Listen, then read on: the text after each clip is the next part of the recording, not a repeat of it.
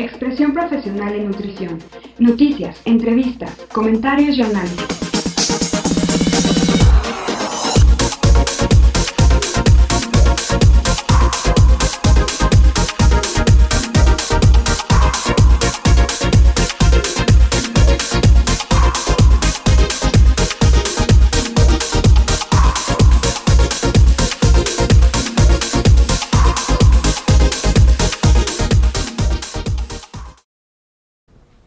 Muy bien, líderes de nutrición, qué gusto saludarles. Y bueno, pues hoy tenemos la oportunidad de platicar con la maestra Ana Berta Pérez Lisaur. ¿Cómo está, maestra? Hola, Toño, qué gusto. Muchas gracias por este espacio, porque viniste aquí a estar con nosotros a Fomento de Nutrición y Salud. Pues es un gusto y déjenme decirles que llevo 23 años en el mundo de la nutrición. ¿Sí? Haciendo esto, entrevistas, comentarios, cubriendo los eventos, participando de alguna manera para que todos ustedes estén enterados. Y en todo este tiempo no había tenido la oportunidad de sentarme a platicar con la maestra y hoy pues le vamos a sacar provecho a eso, ¿no? ¡Qué gusto! Gracias porque estamos aquí reunidos, ¿no? Sí. Tantos años de verte en todos los espacios de la nutrición. Pues sí, ahí ando, ¿no? Corriendo con mi cámara para un lado, para otro.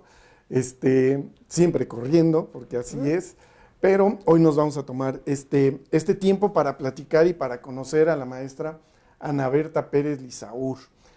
Yo lo primero que le quiero preguntar, maestra, es ¿por qué nutrición? ¿Qué le llamó para estudiar la licenciatura en nutrición? Porque estamos hablando de una época en donde no había, no había eso, ¿no? Entonces, a ver, cuéntenos, ¿cómo es? Fíjate que, como lo dices, no existía la licenciatura en nutrición. Sin embargo, yo nací en una familia grande que se dedicaba a la leche, a las vacas lecheras.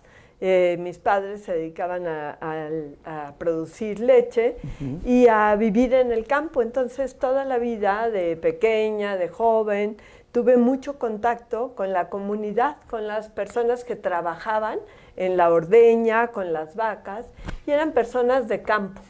Y ahí, con mi mamá, lo recuerdo muy bien, íbamos a visitar a las familias y había muchos niños con desnutrición.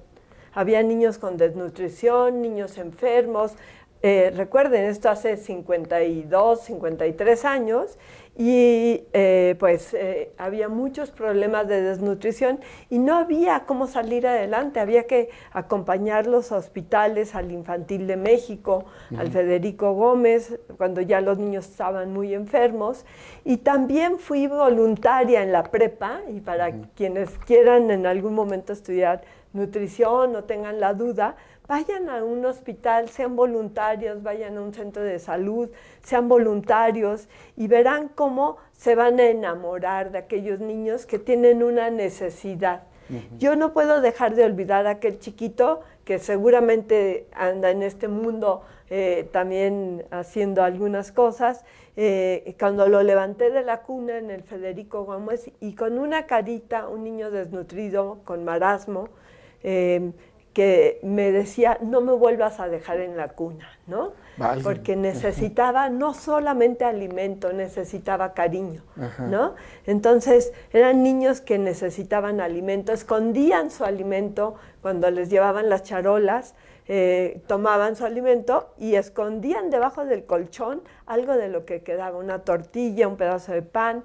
¿Por qué? Porque sabían que a lo mejor no volvían a tener alimento.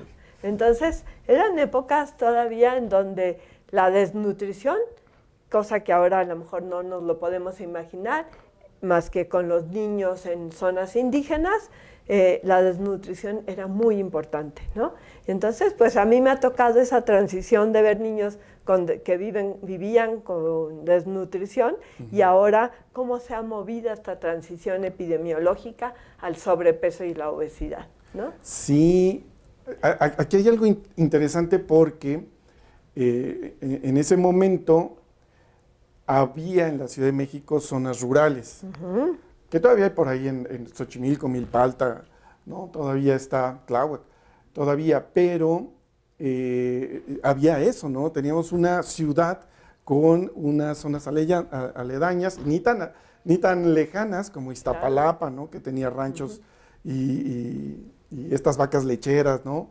Azcapotzalco, zonas donde todavía era rural. ¿Era zona rural? No, ahora estos espacios pues ya son urbanos y lo rural pues ya queda distanciado de nosotros. Claro, recuerden, ¿no?, que en el país, de haber sido 80% rural y 20% urbano hace 100 años, pues ahora somos al revés, sí, ¿no? Hay poca gente en las zonas rurales, no sé la cifra exacta, pero un 20-30%, y el resto estamos hacinados en las ciudades. Exacto. ¿No? Y habrá que tratar de ir recuperando eso, ¿no? Sí. Ya seguramente has ido a Xochimilco, sí, y has hecho entrevistas a personas que en Xochimilco están recuperando el producir. Siempre Xochimilco sí, ha producido. Cierto, ¿no? Cierto, sí, sí, sí. Y de hecho, el rancho de mis papás estuvo una época en los canales de Xochimilco, ¿sí? Mira, ¿sí? Qué cosa. Bueno, él vive allá en Xochimilco. Ah, precioso. Allá, ¿no?, en la montaña, en Santa Cecilia, Tepetalapa. Allá, sí, no, está precioso.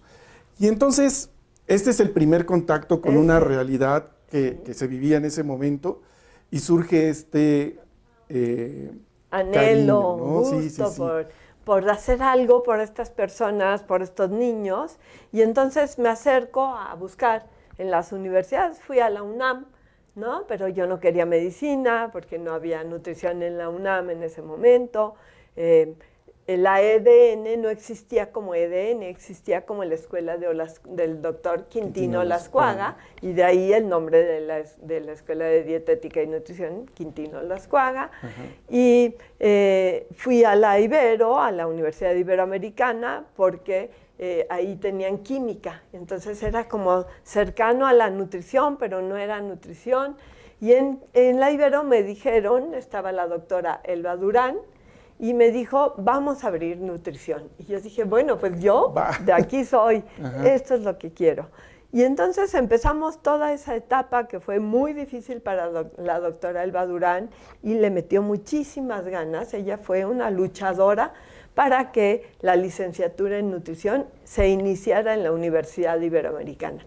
Había también en la universidad, en el instituto, antes Escuela de Salud Pública, cierto. En Lomas de Plateros, había no licenciatura, sino una técnica, ¿no? Era técnica. Pues estaba entre técnica y licenciatura, donde pues la maestra Erlinda Madrigal, Sara Elena Pérez Gil, estudiaron ahí esta licenciatura, pero no tenían el título de licenciatura como nutricionistas. Y entonces, pues bueno, yo tenía para escoger entre la Escuela de Quintino Lascuaga, que sí eran dietistas de 2 años, la Escuela de Salud Pública, que eran nutricionistas, y esta posibilidad que estábamos luchando entre los ingenieros que querían comprar una computadora. En ese entonces la computadora pues, era esta habitación. Era esta habitación, y entonces abrir la licenciatura en nutrición. Lo luchamos, y los jesuitas de la Iberoamericana decidieron que compraban la computadora, pero que era un compromiso con la sociedad abrir nutrición, ¿no? Entonces, con la doctora Elba Durán, se inicia la licenciatura en nutrición en septiembre de 1972, y somos de la primera generación, pues amigas como Esther Casanueva, Pilar Vía, Javier Salas. Bueno, éramos un grupito de 28. 28, yo esperaba que fueran 10, no, por ahí, 28. Éramos 28 interesados en la licenciatura en nutrición, y empezamos pues a lo que se podía, sí, ¿no? Claro. Con muchas ganas. Eso me sorprende, es un grupo grande ante una incertidumbre de una licenciatura que no existía, y que, pues lo primero que me vendría a la cabeza es, cuando salga, ¿en dónde voy a trabajar si no existe, no? Era eso, pero bueno, ya vimos que tiene muchísimas aplicaciones y muchos campos de acción, el licenciado en nutrición. ¿Cómo fue esta etapa universitaria? es bien diferente a lo que vivimos hoy. Muy Ese es un hecho. Porque me imagino que los laboratorios hoy están súper equipados, ¿no? Tienen los elementos dedicados a, y en ese momento me imagino que había que innovar, mucha innovación, ¿no? Claro, pues era muy sencillo, estábamos de hecho muy cercanos a química, porque la Universidad Iberoamericana sí tenía química e ingeniería química, ¿no? Entonces, pues los laboratorios, vamos a decir, básicos de química de alimentos, de bromatología, pues podían estar porque había todo el equipo, etcétera. Pero bueno, teníamos un gran reto, o los profesores tenían un gran reto, donde poder hacer selección y preparación de alimentos, sí. tecnología de alimentos, porque la licenciatura tenía mucho de ciencia de los alimentos, y entonces pues nos mandaban a Chapingo. Y allá vamos a Chapingo a hacer prácticas de tecnología de alimentos, ¿no? Y hacíamos ahí pues cosas y nos citaban, no crean. Que los llevaban. No nos llevaban en camión, a las 6 de la mañana nos citaban y ahí teníamos que estar a las 6 de la mañana, o bien al Instituto Nacional de Ciencias Médicas y Nutrición, Salvador Subirán. Sí. ¿Y cómo voy a olvidar las guerras de merengue con Juan Rivera? Porque ustedes ven al doctor Juan Rivera, es NI3, una gran figura de la nutrición en nuestro país, exdirector del Instituto Nacional de Salud Pública, pero Juan era una pachanga, a lo mejor. Válgame. Sí, era una gente muy entusiasta, muy comprometida, pero también muy juguetona, igual que son muchos de los jóvenes ahora, ¿no? Sí. Entonces, preparábamos alimentos, pero también nos veíamos nunca se me olvidará esa guerra de merengue, ¿no? Pero igual como recuerdo a Juan Rivera haciendo guerra de merengues, lo recuerdo muy comprometido, un estudiante muy comprometido y muy comprometido con la sociedad. Juan, muy posiblemente, yo recuerdo sus idas a Chiapas, debe de haber convivido con el comandante Marcos. Y dicen las lenguas, no lo sé, me gustaría preguntárselo al mismo Juan, que él le enseñó una de las canciones que entona el comandante. Ajá. Entonces, ¿cómo ves? Todo eso vivimos. Entonces, pues, sacar una fotocopia. Ustedes ahora le ponen en Google, encuentran el artículo, o van a su biblioteca en la universidad y tienen todo, y si no lo hay, lo piden. Nosotros no. Nosotros íbamos principalmente a la biblioteca del Hospital Infantil del Centro Médico Nacional, el hospital que se cayó en el 85, y ahí pues te formabas y ibas a buscar cada revista, sacabas la revista, y luego pues que la señorita que estaba ahí te quisiera sacar una fotocopia, o te ponías a copiar todo el artículo, o lo que necesitabas del artículo, ¿no? Entonces era una época muy diferente a la tecnología con la que contamos ahora, y que nos facilita las cosas y que nos permite pues profundizar en ese artículo que queremos. Es que eso es bien interesante, porque les tocó picar piedra para que ahora eso que ya está procesado, las nuevas generaciones lo tomen ya procesado, pero hagan con esa información, con ese trabajo, algo más. Y eso es para llegar más lejos, ¿no? Para hacer más cosas y pensar siempre a futuro. ¿Qué profesor era su favorito? Bueno, tenía yo muchos profesores favoritos, pero el doctor Héctor Burges, desde hace 52 años, es una gran figura en la Universidad Iberoamericana. Siempre nos ha dado fisiología de la nutrición, y adivinen, los sábados en la mañana. No había semana de lunes a jueves, como hay ahora en las universidades. No, nosotros de 9 a 1, todos los jueves, un semestre en nuestra vida universitaria. Los sábados. De 9 de la mañana a 1 de la tarde. Con el doctor Héctor Burges, una gran persona, un gran académico, ¿no? Sí. Con el que contamos. Sí, uno de mis profesores favoritos. Eso es que esto es increíble. Difícilmente ahora los horarios y los programas de estudio incluyen el sábado. Sí los hay y muchos en provincia los tienen todavía, pero ya son los menos. Y pues eran ganas de estudiar, ¿no? Tener esa disposición de dedicarle, porque seguramente ustedes ahora, espero que lo estén pensando igual que yo, terminas tus clases, te vas al Federico Gómez, ¿no? Sí. O al Hospital General, a la biblioteca, de 2, 3 de la tarde en adelante a buscar lo que necesitas. Claro. Entonces es estudiantes de tiempo completo. Estudiantes de tiempo completo, sí éramos así. Aún recuerdo mucho a Tony Mouret, un tocayo tuyo, Antonio Mouret, que se ha dedicado a la tecnología de los alimentos, a la soya. Y bueno, él tocaba en un conjunto, tocaba la trompeta. Ah, mira. O sea que los viernes pues se iba a tocar y el sábado, aunque fuera medio dormido, pero llegaba a la clase. Del Dr. Burke. Santo Dios. Sí, igual pues gentes como Rogelio Martínez también, que ha ocupado pues puestos importantes en la industria alimentaria, ¿no? Y están actualmente pues, de ahí. apoyando a la nutrición. Qué tremendo. ¿Y cuál fue su profesor con el que más batalló? Con el que, ay, caray, ¿cómo le hago? Con el doctor Carlos Lever, a lo mejor. El doctor Carlos Lever era del norte, bueno, es, porque todavía vive, obviamente. Él venía del norte.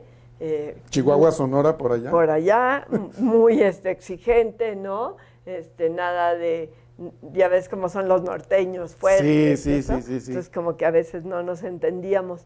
Y también una experiencia interesante fue con el maestro José Carlos Álvarez Rivero.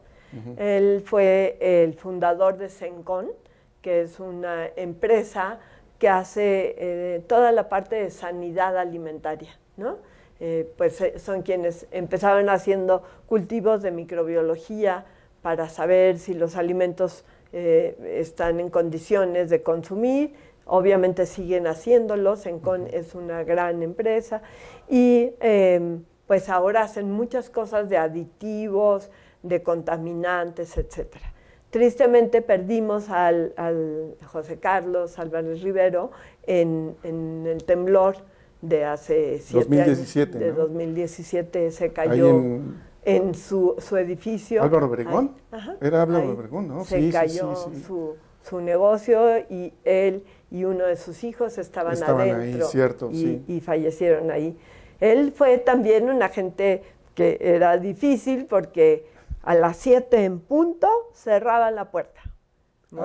7 en punto. Así, estuviera uno dando el paso al salón, ¡pum! Puerta cerrada y quiz. Examen de inmediato de 7 a 6, 7 minutos. Y bueno, pues es una de las gentes que nos costó trabajo, seguramente a varios, pero pues nos enseñó lo que es puntualidad, lo que es pues cumplir con horarios. Qué tremendo. Es que gente dura. A mí me llamó la atención porque en un principio hablamos de esto de ordeñar vacas, el rancho y todo esto, pues todo se empieza a las 4 o 5 de la mañana. 4 de la mañana ya debe uno estar ahí, pues arrimando las cubetas a las vacas para poder sacar la leche, ¿no? Creo que eso hace que la gente de provincia, la gente que está en un área rural, pues empieza su día muy temprano. Muy temprano. ¿No? Eso, y pues vienen con esas costumbres y hay que ser puntualazos. Hoy nos cuesta por situaciones de distancia, tráfico y demás, pero pues siempre se procura, ¿no? Siempre se tiene esa consigna. Yo le quiero preguntar, esto ya es muy personal, ¿le gustaba bailar? ¿O no?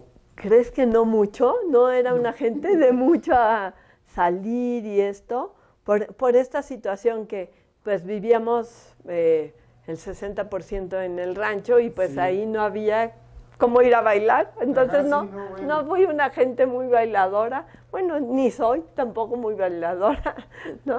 pues a las reuniones, a las convivencias. Claro, siempre íbamos y siempre es muy agradable estar con los amigos. De hecho, pues ahora hay grupos, ¿no? Sí. Gracias a la tecnología podemos estar en contacto con nuestros compañeros, ¿no? De grupo, pues hay varios grupos de chat, ¿no? En donde podemos estarnos recordando de lo que hacíamos, ¿no?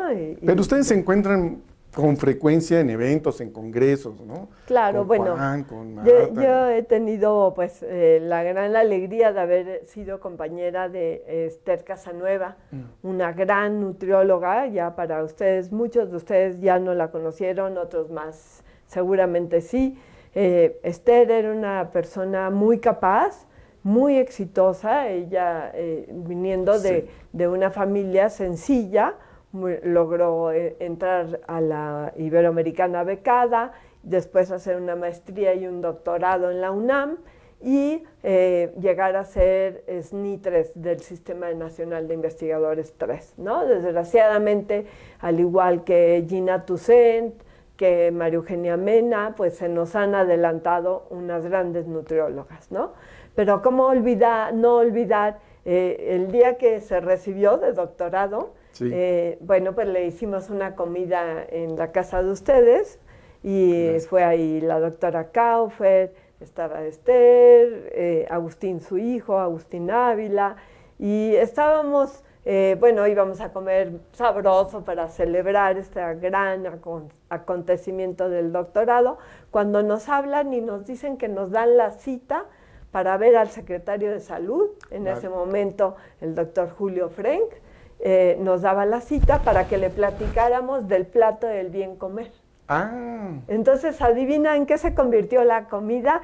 Todo a un lado, computadoras, impresoras, preparar en una hora y media esa cita a las 4 o 5 de la tarde con el doctor Julio Frenk y presentarle lo que sería el plato del bien comer y la importancia que era que pues el plato se convirtiera en una norma oficial, ¿no? Al doctor Julio Frenk le pareció increíble y de inmediato le dio pues el comentario a sus subsecretarios y entró la norma a revisión y pues un año y medio después se convirtió en una norma oficial y de ahí pues aunque el plato ha ido evolucionando como debe de ser y en las nuevas guías alimentarias ha evolucionado, pues el plato del bien comer nació de ese grupo en donde estaba el doctor Héctor Burges, Ernestina Polo,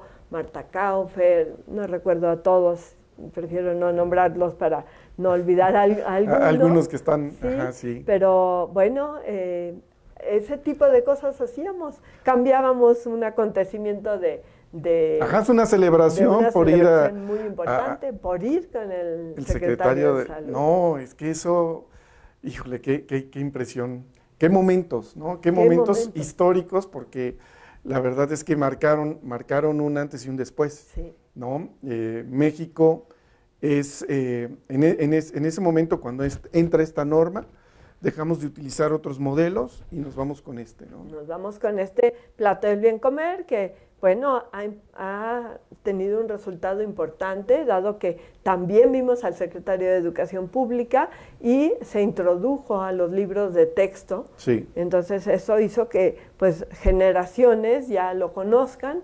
No quiere decir que lo implementemos y que nuestro plato tenga una tercera parte de verduras y frutas, pero bueno, hemos estado en el camino y ahora que se actualizaron las guías de orientación alimentaria, pues creo que dio un gran paso el plato del bien comer, ¿no? Entonces otra vez necesitamos que nuestras autoridades, que seguramente en algún momento nos escuchen, vuelvan a actualizar esa norma oficial y podamos tener herramientas para enseñar, orientar a la población en lo que es positivo para comer.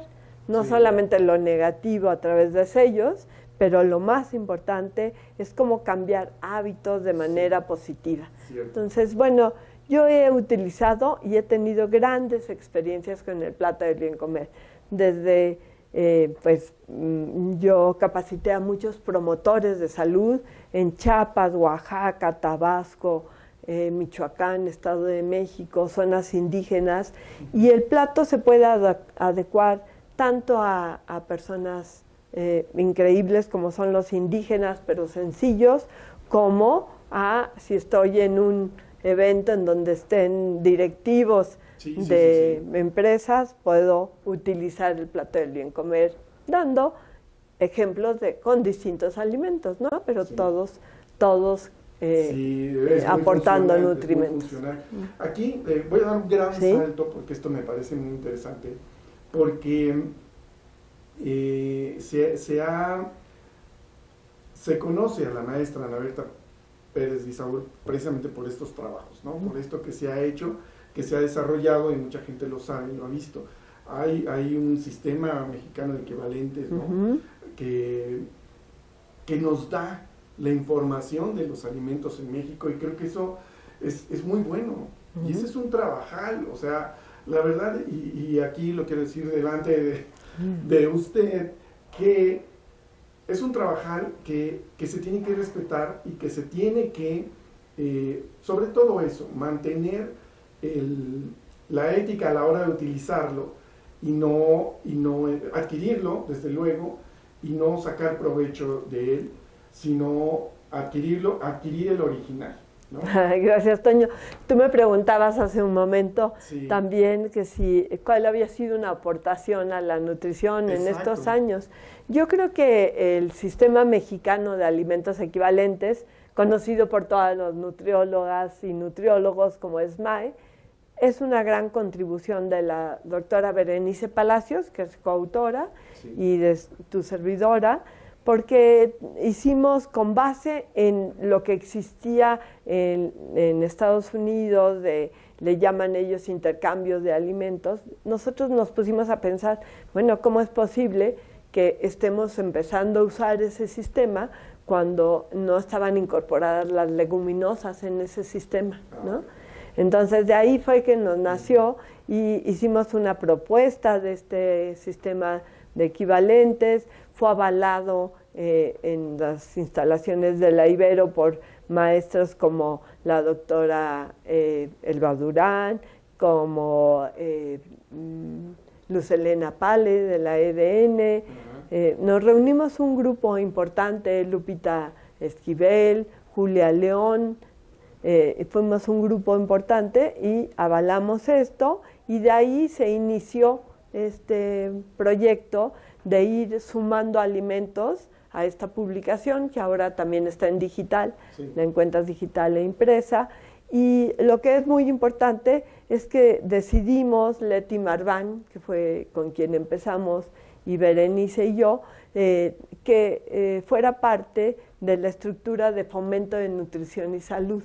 Entonces el Sistema Mexicano de Alimentos Equivalentes aporta los recursos con los que genera para que exista esta fundación que se llama Fomento de Nutrición y Salud, que produce esta revista de cuadernos de nutrición, produce publicaciones como el menú para pacientes con diabetes. Entonces, pues es importante este SMAE para esta fundación. Exactamente, entonces eso que nos quede claro, o sea. Muy bien, ya estamos de regreso. Una disculpa porque nos falló mi micrófono.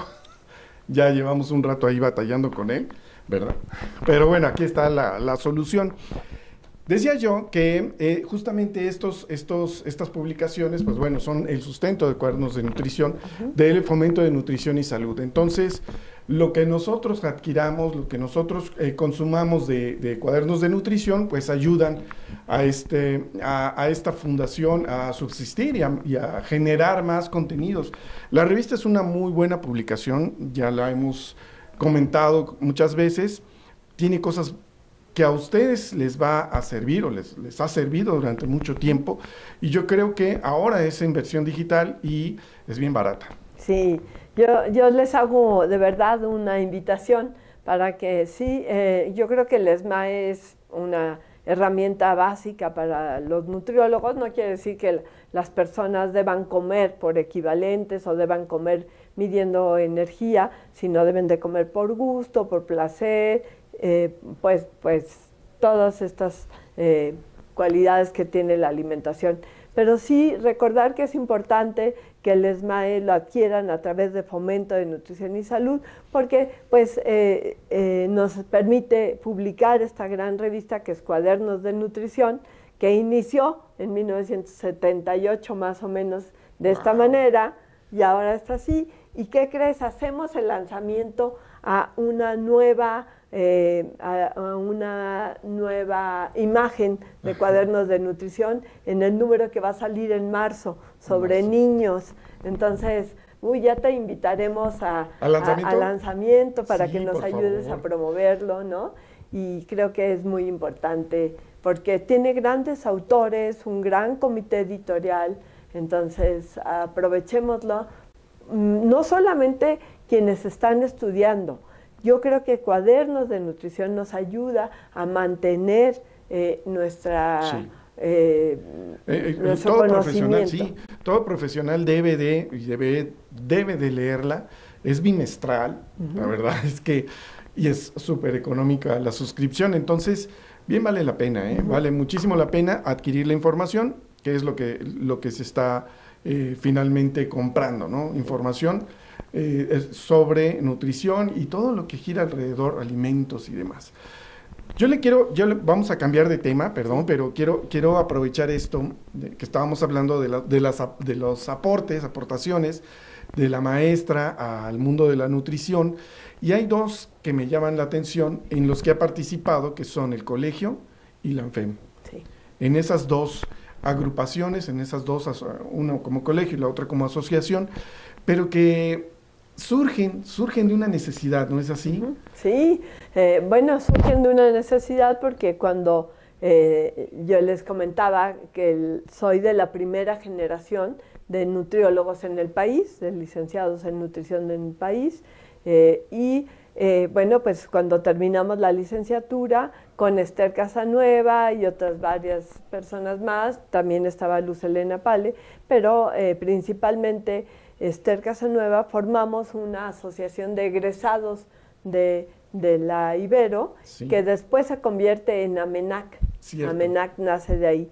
Pero también decidimos pues conformar una asociación de escuelas de nutrición y nace ANFEM, ¿no?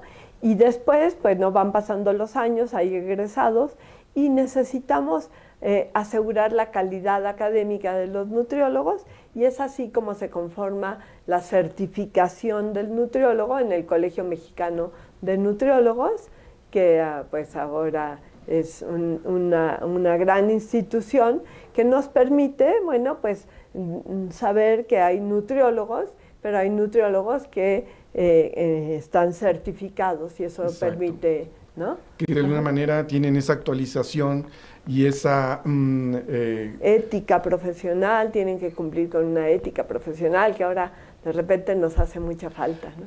Muchísima. Creo que eso ha sido el resultado de obviar algunas materias en preparatoria, ¿no? Han desaparecido algunas como ética, civismo, lógica, en fin, algunas materias que formaban a los bachilleres de alguna forma, ¿sí? Y les daban eso, no como para pensar en qué voy a hacer en futuro, en una carrera, no, como cuestión personal, como desarrollo humano. Siempre va a hacer falta la ética, la lógica, ¿no? Civismo y comportamientos de esa naturaleza que nos permitirían eso, ¿no?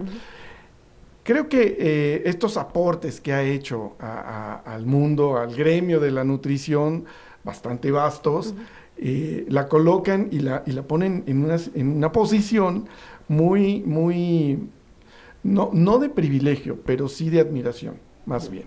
De admiración porque su trabajo es grande, es inmenso. No, para decirlo así.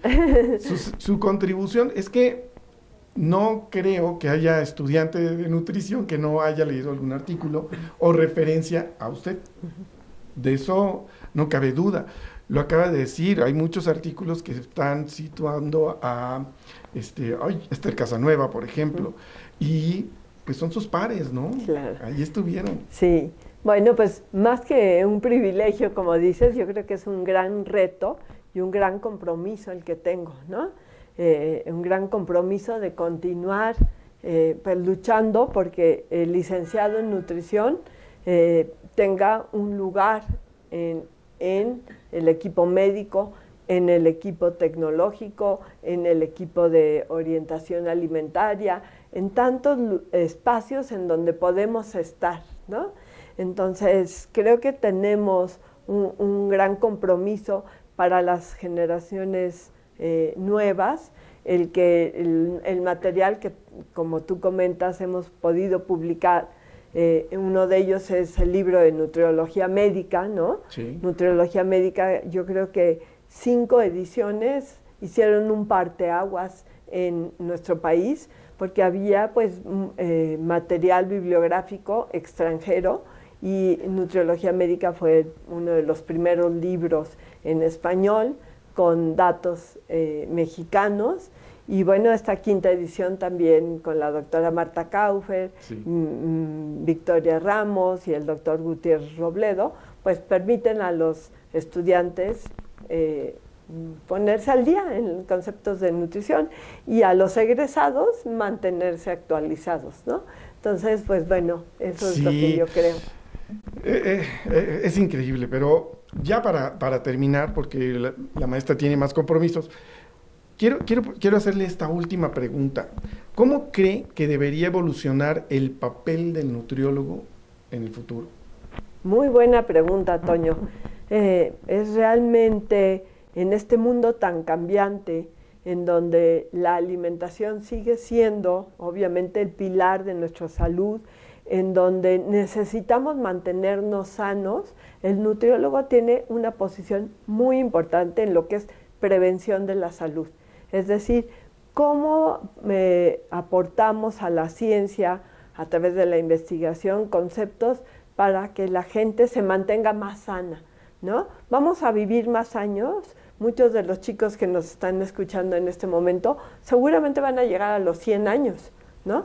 ¿Cómo van a llegar a los 100 años? Sí. ¿No? Pues tienen que llegar con una orientación alimentaria dado por un profesionista ético que esté bien capacitado y que pueda ayudarle a cambiar sus conductas y habilidades para tener una buena alimentación. Entonces, creo que en la parte de prevención, el nutriólogo guarda un espacio muy importante y tiene una gran responsabilidad en lograr que nuestra población se mantenga sana a través de la alimentación y de la actividad física, ¿no? Siempre en equipos multidisciplinarios. Tenemos a la pedagoga, al pedagogo que nos va a ayudar, también al activista físico, etcétera, psicólogos, pero un equipo multidisciplinario que nos lleve a que la población sea más sana. Y ya que las personas se enferman, pues en la parte hospitalaria ya de tratamiento, obviamente el nutriólogo en este equipo médico tiene que guardar un papel muy importante, ¿no? En donde pues ofrezca tratamientos basados en evidencia para que el paciente tenga un mejor bienestar, una mejor sobrevida, ¿no? Pero también en el sistema alimentario.